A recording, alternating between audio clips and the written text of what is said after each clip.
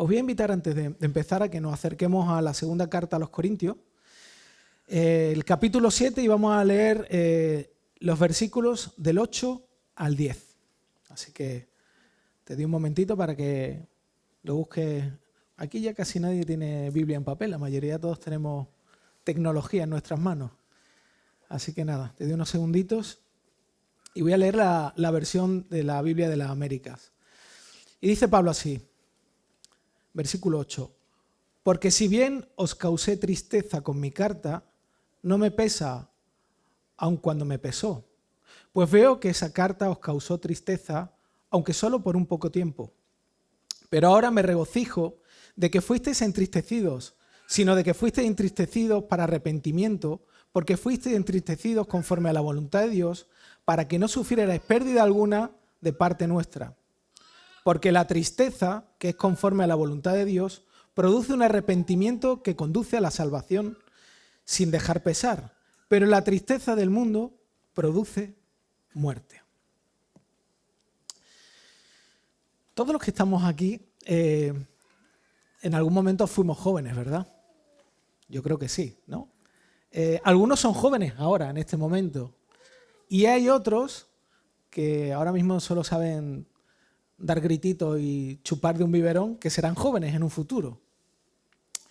Especialmente para los que fuimos jóvenes, entre los cuales yo me incluyo, aunque parezca joven, no lo soy. Me gustaría desafiaros a una cosa, que hiciéramos un ejercicio un poco de... no vamos a hacer aquí ninguna cosa extraña, pero volver un poquito atrás en la época de nuestra adolescencia, esa época dorada o oscura, según se vea, ¿no? Y que penséis un poco en la relación que teníais con vuestros padres.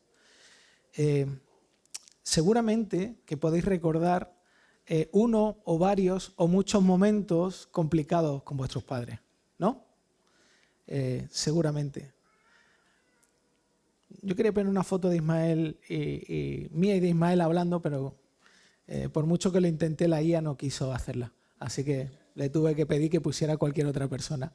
Pero desde hace varios meses atrás, cuando tengo una conversación, o Sara y yo tenemos una conversación con Ismael, le pasa un poco igual. Él tiene ya 18 años, ¿no? Pero cuando recordamos juntos situaciones complicadas de cuando él era más adolescente, él no puede dejar de pedirnos perdón y sentirse culpable por sus actitudes. Obviamente ha madurado, hay muchas cosas que están pasando en su vida. Y es curioso, ¿no? Porque aunque nosotros le hemos manifestado en múltiples ocasiones y le hemos mostrado que eso está perdonado, él no puede evitar sentir esa culpa y esa vergüenza y no terminar de creérselo, a pesar de que estamos muy contentos de los pasos que él ha dado de madurez, ¿no? Y de las reflexiones que él ha llegado por sí mismo. Así que esta mañana quisiera que pasemos un rato hablando de una de las experiencias humanas más universales que hay. El amor es una de ellas y la culpa es otra de las experiencias humanas. Claro, ¿cómo definimos la culpa, no? ¿Qué es la culpa? La verdad que es muy complejo definir qué es la culpa. Yo he tratado de hacerlo de una forma muy sencilla y lo que quiero compartir con vosotros esta mañana también quiero hacerlo de una forma sencilla y simple. Por ahí va a haber alguna definición un poquito más compleja, pero la voy a explicar. Así que, ¿qué es la culpa, no? ¿Cómo vive un ser humano? ¿Cómo experimentamos la culpa? Bueno, la culpa es una especie de voz interna que nos hace sentir tristes porque hay algo que percibimos que no está bien en nosotros. Es una especie de voz, una especie de peso, una especie de carga. A veces se siente como una presión en el pecho, a veces tiene que ver un poco con eso que ahora parece que todos los adolescentes han sido atacados por la ansiedad, ¿no? Esa presión que se siente, ¿no? Y esa culpa uno la puede experimentar o bien porque no has cumplido tus propias expectativas, o bien porque has dañado a otra persona, o incluso porque en un momento determinado te has dado cuenta de que eres peor persona de lo que pensabas. Es curioso, ¿no? Porque cuando nosotros tenemos esta experiencia, vivimos en una cultura humanista que trata de resolver esto de la siguiente forma, ¿no? lo que hace es decirte, mira, la verdad, ¿sabes cómo resuelve ese sentido de culpa? Lo que tienes que hacer es perdonarte a ti mismo. Tienes que aceptarte como eres y perdonarte a ti mismo. Es una forma de quitar ese sentimiento desagradable y dejar de percibirlo, ¿no? De hecho, si nos movemos en el contexto de la psicología, la filosofía moderna, ellos normalmente, esta cosmovisión, esta forma de ver la culpa, la trata desde la perspectiva de que la culpa que sentimos es el resultado de valores impuestos. Es decir, mi familia, el entorno, la cultura, la religión, me ha puesto unos valores, me ha impuesto unos valores y por eso me siento culpable. ¿Cómo resuelve esto, esta cosmovisión? Muy fácil. Lo que tengo que hacer es deshacerme de esos estándares que me hacen sentir mal y redefinir lo bueno y lo malo por nosotros mismos, en base a cómo nos sentimos. Un ejemplo claro de esto es la ideología de género. La ideología de género lo que plantea es, iba a decir el sexo biológico, pero es que no hay otro sexo que el biológico. Imaginaos cómo ha llegado esta cosmovisión a incluso cuestionar si el sexo es biológico o no. Pero fijaos, una persona nace con un sexo, puede que quien me vea en internet me machaque, pero es la ciencia, no soy yo. Nace con un sexo y esa persona tiene derecho a decidir que ese estándar científico está mal y lo puedo cambiar como yo quiera, siempre que me haga sentir bien. Daos cuenta, ¿no? Y esto es muy curioso porque ahora ya la verdad no es importante. Lo importante es que tu verdad te haga sentirte bien. Yo esto lo he compartido varias veces de aquí, pero a mí me ha pasado en muchas ocasiones cuando trabajaba y en otros lugares con amigos que no son creyentes, que cuando yo les he compartido cómo mi vida ha cambiado, cómo dejé la ingeniería y me dediqué a otra cosa, cómo me involucré en la iglesia, cómo todo lo que Jesús hizo en mi vida, en vez de decirme tú estás loco, me dicen, ay, qué bueno, qué bien, con tal de que tú te sientas feliz, yo estoy feliz contigo. Fijaos, o sea, ya no es la cuestión de verdad o mentira, es si tú eres feliz, está bien, ¿no? Así que esto es un pequeño problema. ¿Por qué? Porque la solución al problema que plantean es centrarse en escoger siempre lo que alivie tu sentimiento de culpa o tristeza.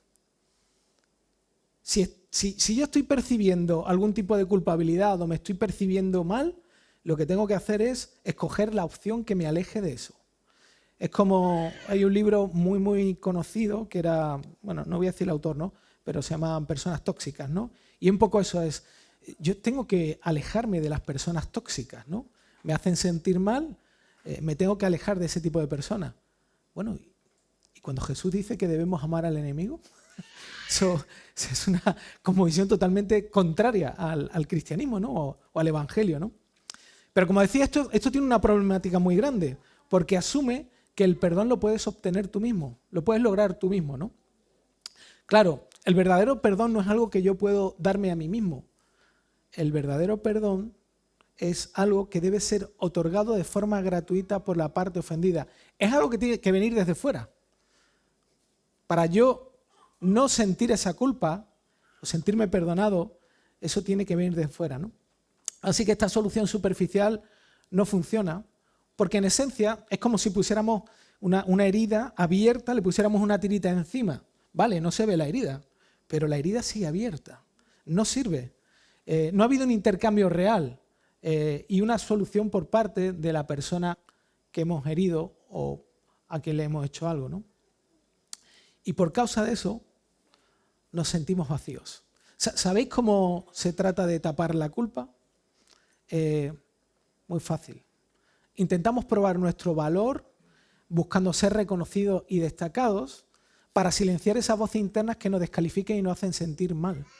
Fijaos qué curioso. No sé si os habéis dado cuenta y no sé si lo habéis llegado a experimentar en vuestra propia vida. Hay aspectos de nuestro carácter y nuestra persona que son debilidades. Una persona que no es muy atractiva físicamente, normalmente la forma de acallar esa realidad es desarrollando quizá una capacidad verbal de poder ser atractivo a través de lo que dice, o gracioso, o a través del humor, o a través de cualquier otra cosa. Siempre maximizamos aquellas cosas que aumentan, incrementan nuestro valor para que resalten más que la realidad de aquello que nos hace sentir culpables, ¿no? Esto es una profunda realidad, una necesidad humana, ¿no? Y la Biblia es muy clara. Dice que el problema del ser humano básico es que tenemos una visión demasiado elevada de nosotros mismos. Es decir, pensamos, aquí no estoy hablando tanto de orgullo, estoy hablando de que el problema del ser humano es que piensa demasiado en sí mismo. Gasta demasiado tiempo pensando en sí mismo. Y eso le hace estar ciego a las profundidades del egoísmo y nos da por sentado que tenemos la capacidad y la sabiduría de poder dirigir nuestras propias vidas. Nosotros podemos construir nuestra vida y lo podemos hacer mejor que nadie. Sin embargo, la Biblia dice que el diagnóstico más profundo y la causa de nuestro problema es el pecado en nuestros corazones. Ese es el problema, ¿no? Básico. Ahora bien, ¿qué dice la Biblia de la culpa? Eso es lo que vamos a empezar a ver, ¿no? Y quiero volver por un momento al texto que hemos leído de Pablo, porque obviamente hemos hecho una introducción, pero necesitamos volver al texto de Pablo. No. Y hace falta localizar este texto, en qué contexto está ubicado. Bueno, hemos leído la segunda carta de Pablo a los Corintios, que era una iglesia que estaba en Corinto, y bueno, en realidad los eruditos dicen, nosotros en la Biblia tenemos 2 cartas, pero los eruditos y los estudiosos, y cuando miramos esas cartas, nos damos cuenta de que Pablo había escrito más de 2 cartas. Dicen que fueron 4, ¿no? Bueno, en este texto, Pablo está escribiéndole a los corintios después de haberle escrito una carta especialmente dura. Y si te has dado cuenta y has sido observador, habrás visto que Pablo menciona el sentimiento de tristeza hasta 7 veces. 7 veces en pocos versículos, ¿no? Pablo en esta carta lo que hace es confronta a estos cristianos, a estos creyentes, y los confronta porque había cosas que estaban funcionando mal en sus vidas. Había cosas que no estaban funcionando bien. La iglesia de Corintios era un poco caótica. Había cosas como, por ejemplo, partidismo. Había gente que le gustaba cómo predicaba Pablo, otro cómo predicaba Cefa, otro no le gustaba ninguno de los dos. Había luchas entre ellos de quién era del mejor equipo. También había mucho descontrol y mucho desorden a la hora de comer. Había problemas de que los ricos se inflaban de comer y a los pobres pues no les daban nada. Y luego había cosas tan complejas y tan difíciles y tan feas como un hijo que estaba manteniendo relaciones íntimas con su madrastra. En una iglesia de cristianos. Así que Pablo le escribe una carta para corregirles y eso les produjo tristeza. Esa carta les hizo sentirse culpables. ¿Pero por qué hizo esto Pablo? ¿Cuál era la motivación de Pablo al hacer esto? Bueno, Pablo dice, en el versículo 9, dice, pero ahora me regocijo de que no fuisteis entristecidos, sino de que fuisteis entristecidos para arrepentimiento, porque fuisteis entristecidos conforme a la voluntad de Dios, para que no sufrierais pérdida alguna de parte nuestra. O sea, claramente Pablo no quería solamente producirles tristeza. La motivación de Pablo estaba en el bien de ellos. Era el bien de ellos. Interesante. Y esto es un detalle que hay en el texto, ¿no? Porque yo no sé si habéis visto esto también o habéis vivido esto alguna vez. Yo he vivido muchos casos de personas que han abandonado iglesias porque se sentían mal. No, es que yo es que en esta iglesia me siento mal. No, es que aquí me siento mal. Pablo lo que está diciendo en este texto y lo que está expresando es que la culpa que podemos experimentar y que produce tristeza puede venir de Dios mismo. Puede venir del amor de Dios. El hecho de que yo me sienta mal o me sienta culpable no quiere decir que las cosas fuera estén mal.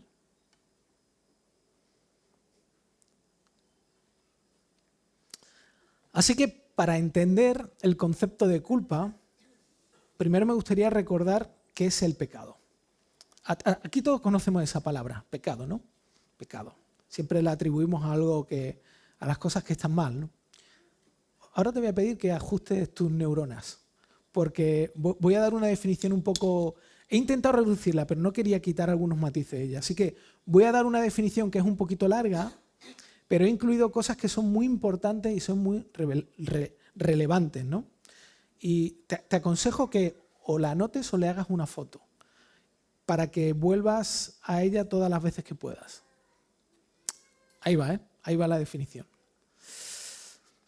El pecado es una profunda desviación del corazón humano en su propósito central de encontrar disfrute en Dios amándolo y adorándolo, que se manifiesta en idolatría, orgullo y ruptura de relaciones y que está dominada por la búsqueda de una identidad y felicidad fuera del Creador.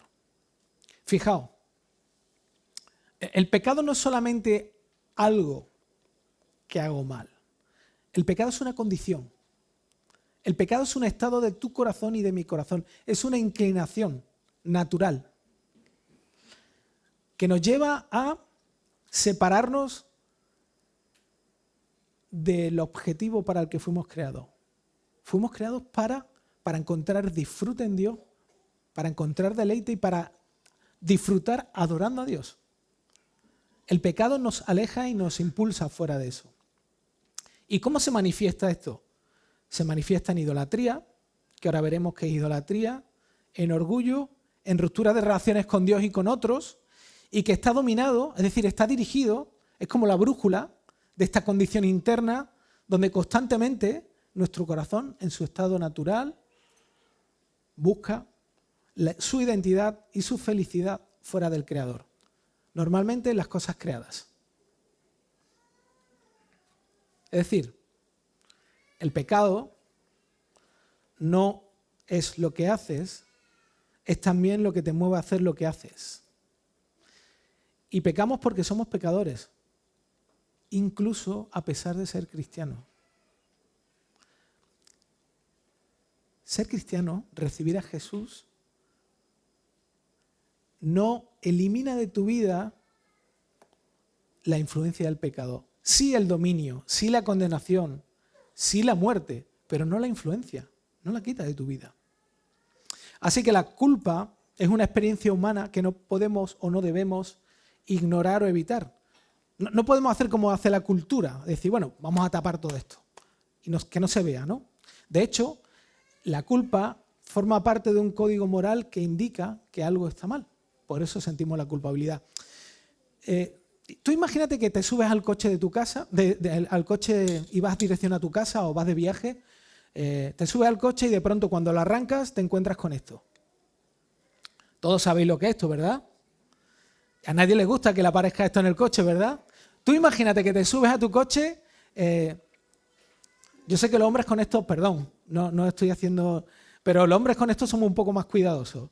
Cuando vemos luces en el coche nos preocupamos, a las mujeres les cuesta un poquito más. Necesitan las luces un poco más grandes. Pero sería una estupidez si yo cogiera y me apareciese esto en el panel de cuadro de mi coche y lo que hiciese fue poner la mano o taparlo con algo. Es decir, bueno, ya no lo veo. Ya está, no le pasa nada al coche. Venga, vamos a hacer un viaje de 2000 kilómetros. A ver dónde llegamos, ¿no? Sería una estupidez, ¿no? Yo creo que a nadie se le ocurriese ignorar este tipo de cosas, ¿no? Con la culpa pasa exactamente igual. No puedo ignorarla, necesito analizarla, eso sí, que es lo que vamos a ver dentro de un ratito, pero no la puedo ignorar y no es mala en sí, no es mala en sí. Haciendo un pequeño paréntesis, yo me pregunto, ¿qué sentido tiene la culpa en un mundo donde el ser humano es el resultado de la evolución aleatoria de las células? ¿Cómo? ¿La culpa de dónde nace? La culpa tiene un aspecto moral. La culpa no es aleatoria. La culpa, si nosotros fuéramos resultado de lo aleatorio, la culpa no debería existir, no debería afectarnos, ¿no? No deberíamos experimentarla ni considerarla. Pero en la práctica no es así. No es así. Es curioso porque la cultura que nos rodea quiere que eliminemos la culpa, pero luego, por otro lado, cuando alguien comete un delito y hace algo horrible, quiere que esa persona se sienta culpable. Fijaos qué estupidez, ¿no? Es decir, no, la culpa es mala, no, la culpa es buena. Es una contradicción, ¿no? La culpa solo existe si hay un mecanismo moral externo. Así que, volviendo a lo que he dicho hace un momentito, de que es necesario que analicemos la culpa, no que la ignoremos o que la echemos de lado,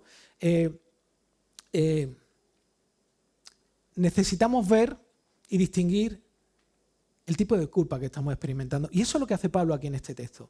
Y Pablo nos presenta dos tipos de culpa. Él dice en el versículo 10, habla de dos tipos de culpa, dice, porque la tristeza que es conforme a la voluntad de Dios produce un arrepentimiento que conduce a la salvación, sin dejar pesar, pero la tristeza del mundo produce muerte. Fijaos, habla de dos tristezas, ¿no?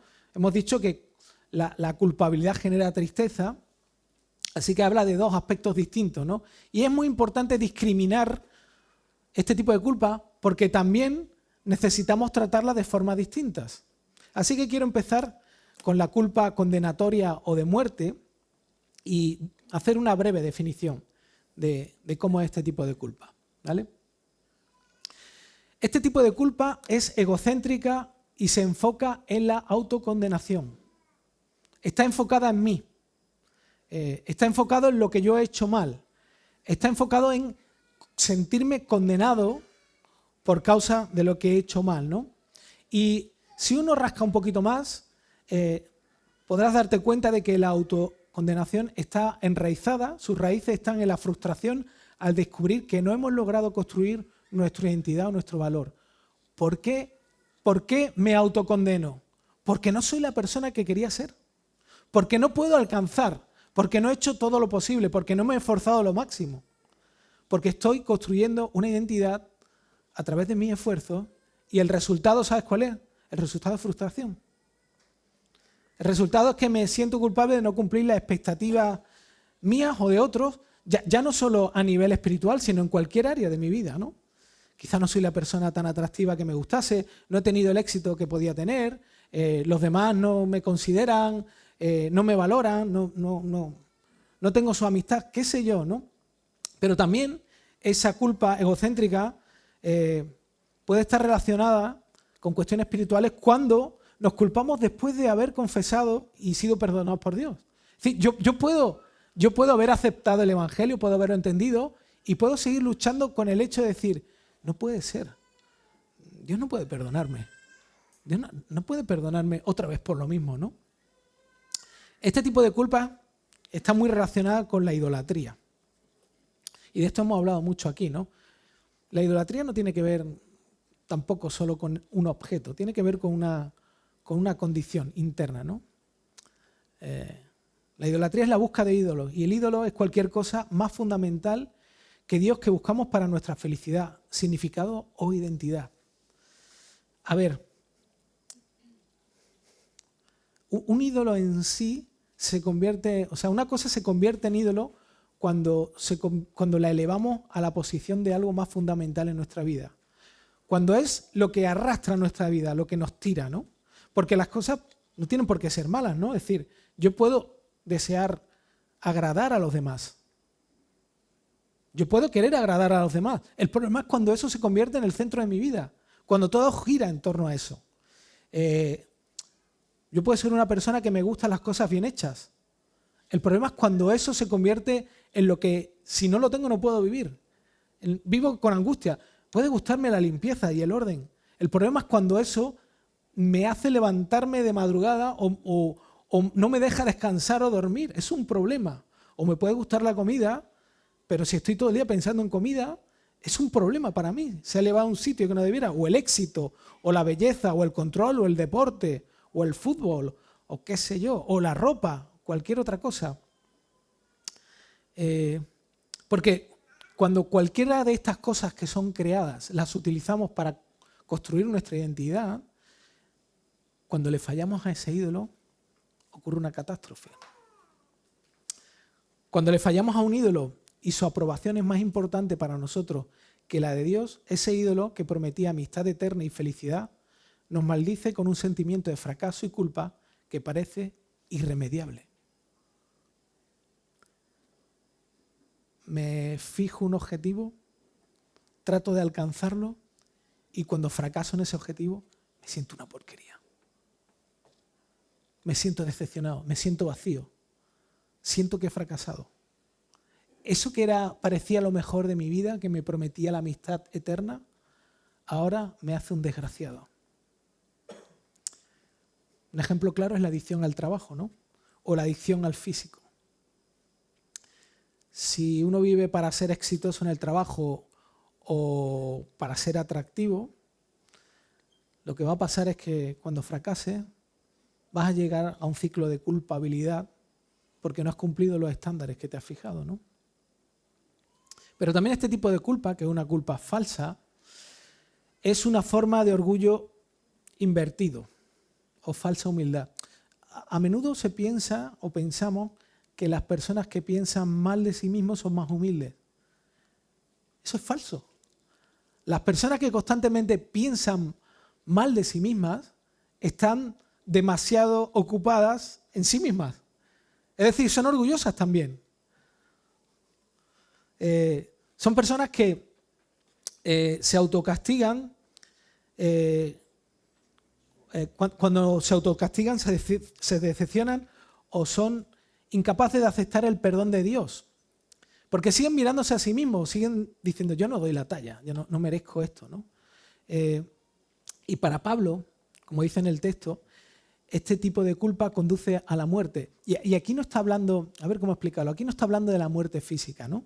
Sabéis que en la Biblia hay palabras que se usan en muchos sentidos, se llama polisémica. Lo aprendí cuando Ismael estaba en el cole, así que cuando estudiamos juntos. Son palabras que pueden ser, dependiendo del contexto, pueden tener un sentido u otro.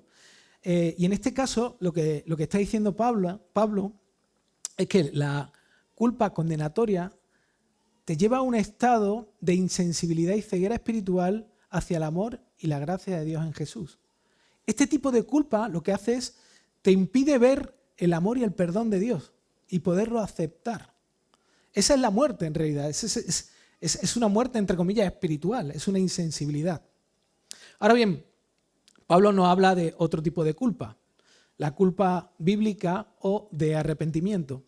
Y ahora voy a dar también una breve definición y muchos de vosotros vais a aprender una palabra nueva, como yo. Este tipo de culpa es alocéntrica, que es el antónimo de egocéntrico. Y es una culpa que se enfoca en lo que hemos hecho a Dios y a otros. Fijaos, este tipo de culpa tiene un objetivo que se dirige hacia afuera, no hacia adentro, ¿no? Y tiene que ver con el hecho de decir, no solamente vemos nuestras acciones feas, sino que también descubrimos que hemos ofendido a Dios y a otros, incluso y especialmente haciendo cosas buenas. Esto es muy interesante, porque es fácil que sintamos culpa cuando hemos hecho algo que consideramos que está mal. Pero la culpa bíblica o de arrepentimiento analiza lo que hacemos y evalúa cómo hemos hecho lo que hemos hecho. ¿Hemos hecho algo bueno y en el fondo la motivación era egoísta? Cuando la culpa bíblica abre esta realidad y me permite descubrir y arrepentirme de incluso mis buenas acciones. Ahora es un buen momento para recordar la definición de lo que es pecado. Acordaos, una inclinación que me separa de mi propósito, que es disfrutar a Dios, adorarlo, colocarlo en el centro de mi vida, dejar que Él me guíe y que mi identidad esté fundamentada en Él, ¿no? Y un montón de cosas más. Pensando en esto, yo quiero hacer un par de preguntas un poco confrontadoras, ¿vale? Para que analices tu propia vida. Yo quiero que pienses en tus conflictos. El último conflicto que tuviste, sea grande, sea pequeño, me da igual. Piensa en ese último conflicto. Y piensa en esta pregunta. ¿Está Dios y el bien de la otra persona en el centro de tu disfrute y tus deseos? Cuando tenías esa diferencia de opinión y estabas dialogando, discutiendo con esa persona, ¿en el centro de tu mente estaba Dios y el bien de la otra persona? ¿O estabas tú? ¿Querías ganar la discusión? ¿Querías justificarte? ¿O estabas pensando en qué quería Dios hacer en ti a través de ese momento y la otra persona? En tus decisiones, cuando tomas decisiones en tu vida, ¿Piensa en cómo afectarán estas a tu aprecio y llenura del amor de Jesús y a tu relación con los demás? ¿O estás pensando en lo que te beneficia a ti, lo que vas a obtener?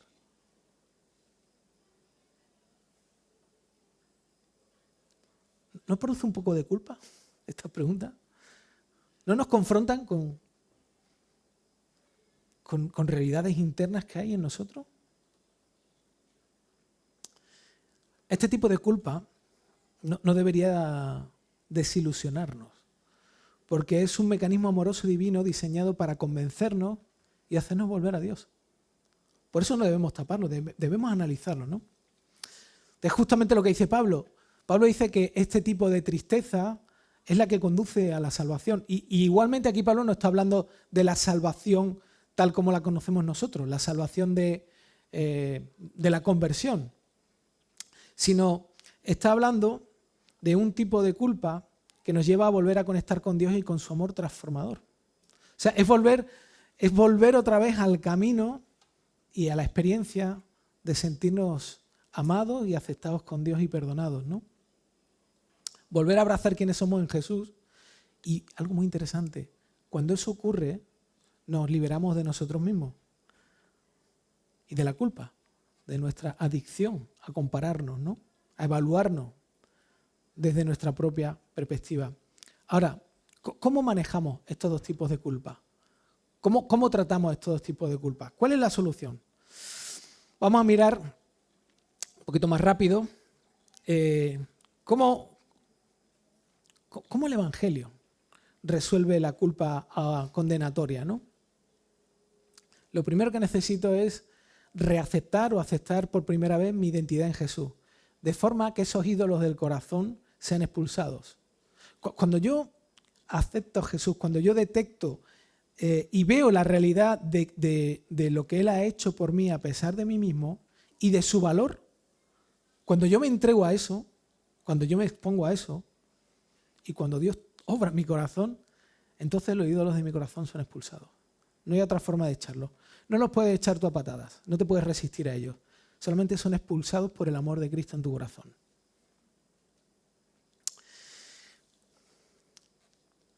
Cuando analizo esta culpa, tengo que darme cuenta que el no poder aceptar el perdón que recibimos en Jesús significa que hemos fallado a un ídolo que es más importante que la aprobación de Dios. Si yo no soy capaz de aceptar ese perdón y de encontrar paz en ese perdón, entonces hay algo que no estoy dispuesto a soltar. Y no es Cristo, es otra cosa. Y debería preguntarme qué es lo que estoy buscando que debería buscar en Dios.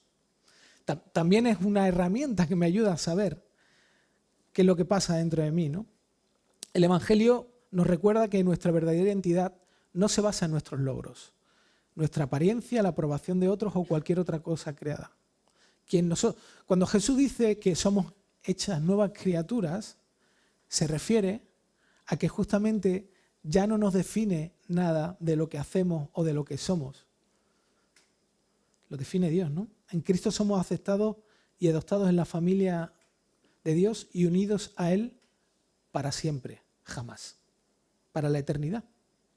Aquí nos cuesta experimentar eso, aquí nos cuesta apreciar eso, aquí nos cuesta vivir eso, pero eso no quita que para Dios eso es un hecho completo, cerrado, inamovible. Como dice Pablo en Romanos 8:1, ¿no? Versículo que me encanta. Él dice, por consiguiente ahora, no hay ahora condenación para los que están en Cristo Jesús, los que no andan conforme a la carne, sino conforme al Espíritu. Interesante que Romanos 8:1 esté justo después de Romanos 7. Y Romanos 7, para los que no sepáis, al final de Romanos 7, Pablo expresa una experiencia de lucha interna entre lo que él quiere y lo que quiere el Espíritu. Hay una lucha no pasada, presente, donde él mismo dice, la verdad, soy un desastre. Y luego Romanos 8 lo comienza así, ¿no? No hay ahora condenación para los que están en Cristo Jesús. Cuando uno lee este versículo, y sobre todo la segunda parte, los que no andan conforme a la carne, sino conforme al Espíritu, uno piensa en persona espiritual. Ah, vale, que los que son espirituales, ahora no hay condenación para ellos. No está diciendo, estás diciendo espirituales, pero normalmente pensamos en buenas personas, en personas que hacen cosas cristianas, en personas que están a un nivel externo que parece que le falta flotar en la nube. No está hablando de eso Pablo. Pablo se está refiriendo a las personas que ya no ven su vida desde sus propios ojos de la carne, sino a través de los ojos del Espíritu Santo. Y los ojos del Espíritu Santo nos muestran a Jesús, no a nosotros. Esto nos lleva, como diría Tim Keller, al autoolvido.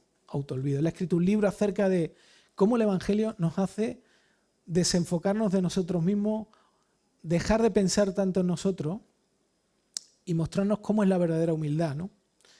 La verdadera humildad, la verdadera persona humilde, según el Evangelio, no es alguien que se odia a sí mismo ni alguien orgulloso. Es decir, no es una persona que se autocondena porque no es lo que debiera ser, ni tampoco se siente muy bien porque se cree que es más de lo que es, sino es alguien que piensa menos en sí mismo y más en Dios y en los demás. Más en lo que Dios ha hecho por él y en lo que él puede hacer o Dios puede hacer a través de él en los demás, ¿no? El Evangelio nos libera de la necesidad de compararnos con los demás. Todos vivimos así. Seguramente alguno de vosotros, cuando entró esta mañana a la iglesia, se ha fijado en la ropa de otra persona. Se ha fijado el tipo de ropa que lleva o se ha fijado en algo que tiene alguien y que le gustaría tener. Constantemente vivimos así, nos comparamos los unos a los otros, dentro y fuera de la iglesia. El Evangelio nos libera de eso. Y en vez en lugar de buscar validación en cosas externas o lo que hacemos, somos llamados a ofrecer lo que somos y lo que tenemos como un sacrificio de gratitud por lo que Cristo ha hecho por nosotros. Nos hace libres. La verdad, vivir con esa autocondenación es una carga. ¿No te has dado cuenta? Vivir así que es una carga. Es algo horrible. Ahora, ¿cómo trata? ¿Cuál es la solución o cómo trata la Biblia para la culpa bíblica? Bueno, lo primero que nos dice es que el Evangelio, el mensaje de Jesús, no son un grupo de enseñanza de cosas que uno tiene que hacer o de normas para que Dios esté feliz con nosotros, ¿no? Tampoco es un consejo sobre lo que debemos hacer para llegar a Dios. No ganamos la salvación, solo la recibimos y aceptamos. Ese es nuestro rol. Nosotros recibimos la salvación y la aceptamos. A alguien le pregunté en su momento, ¿no? ¿Qué es el Evangelio? Y me dijo, son las enseñanzas de Jesús. Y le dije, sí, pero esa es una mínima parte de lo que es. El Evangelio es algo increíble. No es lo que Jesús enseña, es Jesús mismo. Es Jesús mismo, transformándonos y cambiándonos, ¿no? Reconciliándonos con Dios. Dios nos declara justos no por nuestras obras, sino por la obra de Jesucristo. Fin. Esto es lo que Jesús dijo en la cruz. Tetelestai en griego.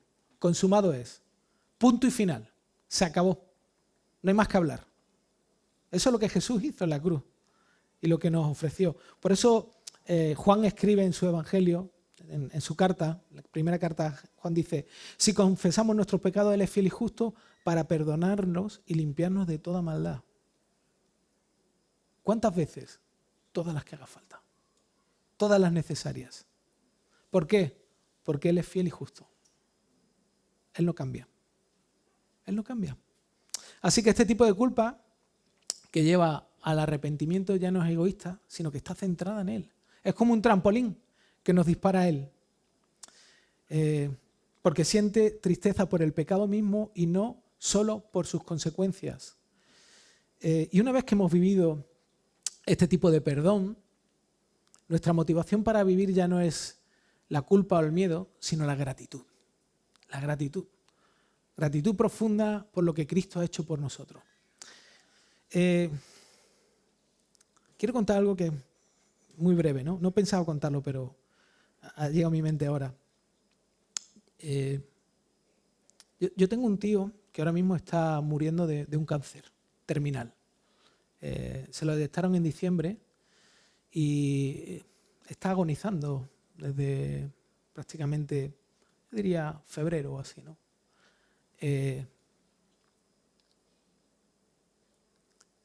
está sufriendo dolor, está sufriendo, bueno, dolor no tanto, pero está en un estado horrible, o sea, le quedan días o semanas, no sé, hace ya 15 días que no come. Y me llama la atención el nivel de gratitud que tiene. Se siente amado por la familia, se siente acompañado y está más preocupado por las personas que tiene alrededor que por sí mismo. Es sorprendente, sorprendente. Él no ha manifestado que sea creyente, él ha sido toda la vida católico, no sé lo que hay en su corazón. Yo le he compartido el Evangelio, mis padres. Lo que sí sé es, lo que me llama la atención es el nivel de gratitud y el nivel de alocentrismo que él está viviendo, ¿no? Para mí es un ejemplo o una confrontación de lo que Dios quiere darme y lo que Dios quiere darte a ti. La culpa bíblica, lejos de ser algo que nos paralice y que nos cargue, es un puente que, iluminado por la cruz de Cristo, nos lleva del egoísmo y la autocondena a una vida de autoolvido, de gratitud y de servicio amoroso hacia Dios y hacia nuestro prójimo. Así que no escapemos de ella. Hay algo que me gusta hacer últimamente cuando predico. Me gusta dejaros algo práctico. Dejaros algo para que podáis masticarlo en casa. Y quiero dejaros algo para que lo podáis hacer una foto y os lo llevéis a casa. Una forma práctica de cómo evaluar si la culpa que estoy experimentando realmente es una culpa condenatoria o es una culpa bíblica. O es un agujero que me quiere llevar al fondo y no permitirme disfrutar a Dios, o es algo que me está impulsando a buscar a Dios de una forma nueva y fresca. Así que como buen ingeniero he hecho un esquema con sus colores y comienza así. ¿Qué tipo de culpa estoy experimentando? ¿Es una culpa bíblica? Me pregunto, ¿he confesado sinceramente este pecado a Dios y a quienes he ofendido? Es decir, ¿soy consciente de que esta culpa está impulsada por el dolor que le he provocado a Dios y a otras personas? ¿He confesado esa culpa? ¿Estoy dispuesto a arrepentirme genuinamente lamentando el pecado en sí y abandonándolo para confiar en el perdón total de Cristo? Fijaos, he confesado esto, lo he reconocido. Segundo, ¿he abrazado la gracia y el amor de Dios y su perdón?